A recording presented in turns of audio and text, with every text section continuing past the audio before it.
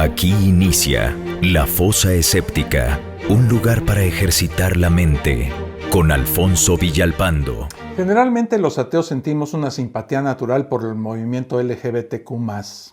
Y es que, mirándolo objetivamente, nos unen varias cosas. Somos minorías en la sociedad, la mayoría de los cristianos nos ven como pecadores, y la Biblia nos condena al infierno. Yo, por mi parte, debo de confesarlo, soy heterosexual.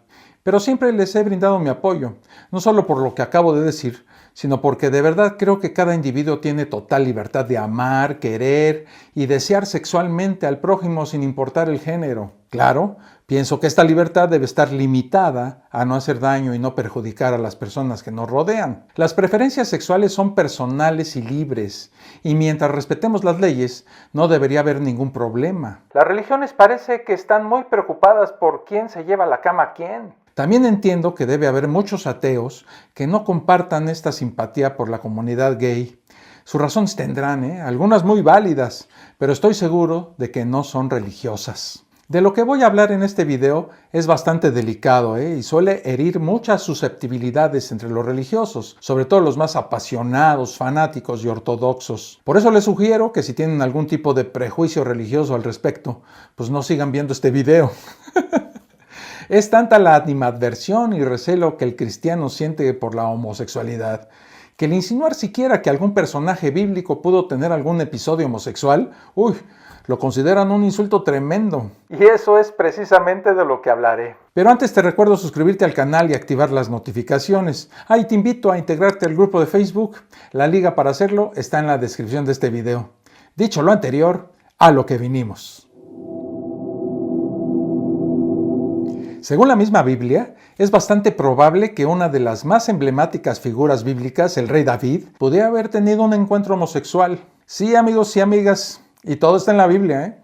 Esto que diré a continuación pues no es nada nuevo. Es muy conocido por aquellos que se han tomado la molestia de leer la Biblia, pues sin el apasionamiento religioso, y han dejado a un lado ese estorbo de que todo texto bíblico hay que interpretarlo. Este asunto se ha analizado y debatido desde hace mucho tiempo. Sin embargo, aún a muchos católicos les sorprende y se alarman al saber por primera vez de él.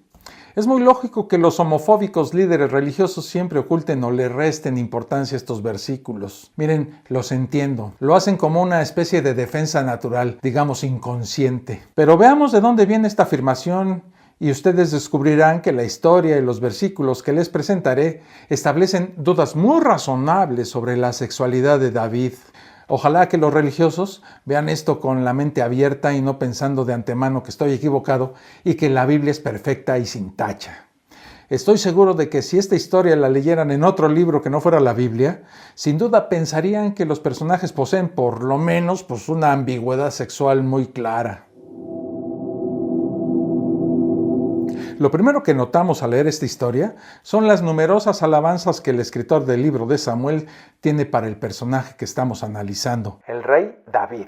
Estos versículos están en el libro 1 de Samuel, versículos 16 al 22, que dicen así: Envió pues por él y le hizo entrar, y era rubio, hermoso de ojos y de buen parecer.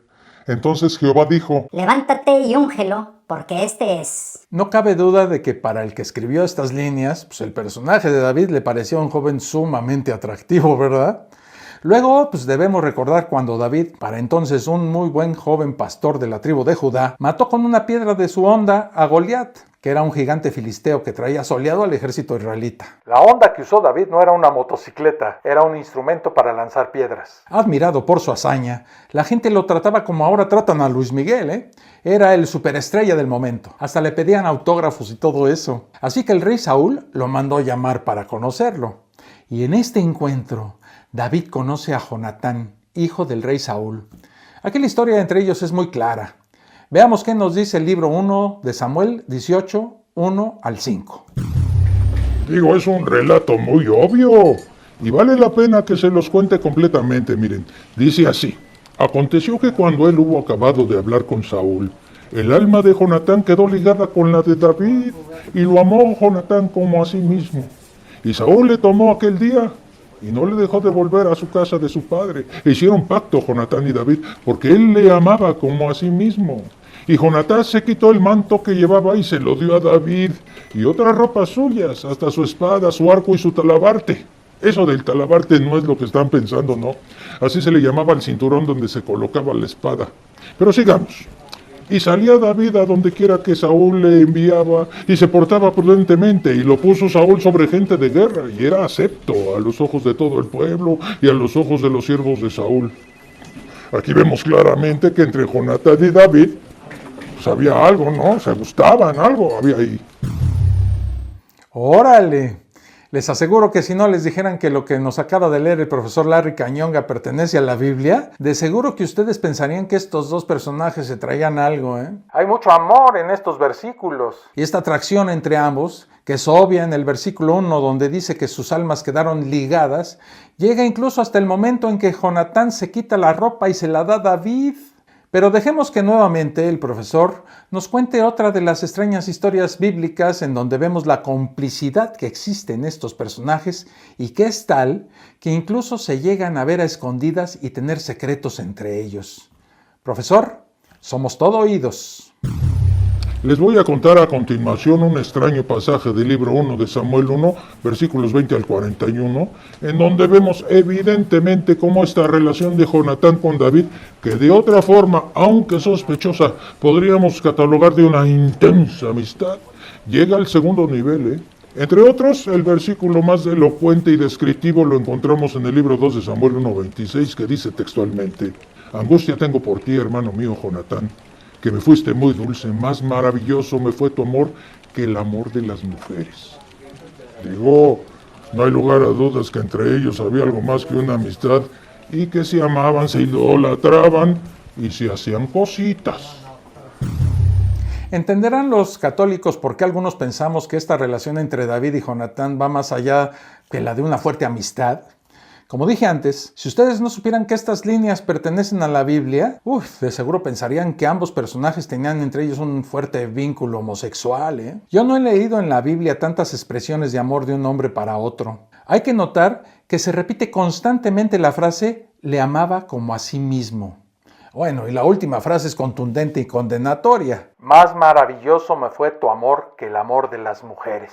La literatura cristiana tiene miles de líneas dedicadas a desmentir lo que para ellos es una absurda hipótesis, alegando entre muchas cosas que el episodio ambiguo entre David y Jonatán es simplemente la máxima expresión de amistad entre dos hombres que se aprecian mucho. Sí, ¿cómo no? Miren, yo tengo muchos y muy buenos amigos, algunos son homosexuales, y los quiero y los aprecio mucho, pero jamás he manifestado mi amistad y cariño de esa manera, considerando incluso lo liberal y relajado de este tema en la sociedad moderna.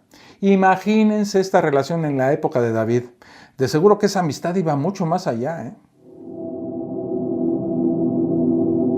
Recordemos que la Biblia condena de forma enérgica a la homosexualidad, lo cual está plasmado en numerosos versículos, como por ejemplo el Levítico, donde claramente se dice esto: no te echarás con varón como con mujer, es abominación. Y también en el Levítico se puede leer esto: si alguno se ayuntare con varón como con mujer, abominación hicieron, ambos han de ser muertos, sobre ellos será su sangre. Lo que llama la atención, además de la homofobia del Dios judeocristiano, es la absoluta indiferencia a la mujer. ¿Por qué no dice lo mismo de una mujer con otra mujer? La verdad es que ese diosito que se fabricaron solo es la expresión de los prejuicios de esa época. En el versículo 1 de Corintios, Pablo compara la homosexualidad con ladrones y delincuentes, inclusive condena el más mínimo comportamiento afeminado. Pablo quiere que todos seamos machitos. Y estamos hablando que esto está plasmado ni más ni menos que en el Nuevo Testamento. Si nuestras sospechas sobre el comportamiento gay de David son ciertas, estaría pecando y por lo tanto incumpliendo de manera flagrante los estatutos bíblicos antes mencionados. O en todo caso, habría una profunda contradicción bíblica, ya que por un lado la Biblia nos dice que es pecado el comportamiento homosexual y por el otro no solo nos cuenta los romances de David y Jonatán, sino que David, este individuo en teoría pecador impenitente, llegaría a ser el más grande y famoso rey de Israel. Míralo, mi chavo. Ahora de plano ya te la jaloneaste de una manera cuántica, aunque sin timidez. Ahora resulta equitativamente que la Biblia es el libro sagrado que guía nuestras miserables y pecadoras existencias. contiene de forma contenedora, aunque antropométrica, pasajes de una maloliente y retráctil homosexualidad. Interpones con lozanía, aunque prosapia, la duda como dudosa de la legítima amistad entre dos carnales, digamos cuates, ¿no? Lo que viene siendo banda entre David y el Jonatán, ¿no? De veras que se necesita ser muy frígido, incluso eclipsado, para sobreponer las cosas de esa forma. Por eso te vuelvo a repetir otra vez de nuevo, que incluso pernoctas en la gran mar de la idiotez perenne. Y hablando de eso, voy con la vecina para explicarle qué es eso de lo perenne. ¡Ay, papá! Claro, hay que admitir que este episodio de David con Jonatán no declara totalmente homosexual al futuro rey. Recordemos que David fue posteriormente conocido por sus relaciones con las mujeres, solo superado por su hijo, hasta el punto de que en una ocasión le cortó el prepucio a 200 de sus enemigos como pago para casarse con la hija de Saúl. David sería, en todo caso, bisexual. Siempre que leo esa historia de los 200 prepucios que exige Saúl, me he preguntado esto: ¿para qué quería esos prepucios? ¿Qué misterioso uso les daba? Y luego pienso en locuras como la de que los usaba como chicles. Como ateo y como ser humano, me preocupan y ofenden varias cosas alrededor de estas historias. Primero, me molestan mucho los múltiples versículos bíblicos que condenan y comparan a la homosexualidad con delitos abominables, tanto que inclusive merecen ser castigados con la muerte por lapidación. Y segundo, la reacción de ofensa e indignación de algunos creyentes cristianos al insinuar que algún personaje bíblico pudo haber tenido un comportamiento homosexual. Y la manera patética y desesperada de buscar excusas para evitar tomar este episodio como real. La homosexualidad y el cristianismo no tienen por qué estar en conflicto de ninguna manera en ninguna iglesia. Es comprensible que muchos cristianos los consideren incompatibles, pero es un efecto no tanto de la fuerza del odio, sino de la influencia de la tradición. No debe ser fácil para la mayoría de los religiosos sacudirse creencias enraizadas en sus mentes a lo largo de los siglos. Pero al fin de cuentas, seguir viendo a homosexuales, lesbianas y bisexuales como pecadores es una decisión, no una elección. Es darle prioridad a pasajes desperdigados de textos antiguos sobre todo lo que hemos aprendido desde entonces, como si se hubiera detenido el tiempo y los avances de la ciencia y el conocimiento no significaran nada. Es pasar por alto el grado en que todas las escrituras reflejan los prejuicios y puntos ciegos de sus respectivos autores, culturas y eras. Es elevar la obediencia crítica por encima del análisis inteligente, por encima de la evidencia que tenemos enfrente. Pues ver honestamente a la comunidad LGBT+, es ver que todos somos el mismo magnífico enigma, ni más ni menos deficientes, ni más ni menos dignos. La mayoría de los padres de chicos homosexuales se dan cuenta de eso, así como la mayoría de los hijos de padres homosexuales. Es una verdad menos ambigua que cualquier escritura, menos complicada que cualquier credo. Así pues, nuestro debate sobre libertad religiosa debería de contemplar liberar a las religiones y a las personas religiosas de prejuicios a los que no necesitan aferrarse y que efectivamente podrían desechar, del mismo modo que han desechado otros aspectos de la historia de su fe, cediendo como debe ser a la ilustración de la modernidad. El concepto humano de lo que es pecado ha cambiado con el tiempo. Por eso mismo, la visión moderna de lo que antes era un pecado que merecía la muerte, debe imperar sobre los prejuicios y el aferrarse a creencias que muy poco tienen que ver con nuestra vida actual. Hasta aquí este video. Nos vemos en el próximo. Un abrazo. Esto fue La Fosa Escéptica, un lugar para ejercitar la mente, con Alfonso Villalpando.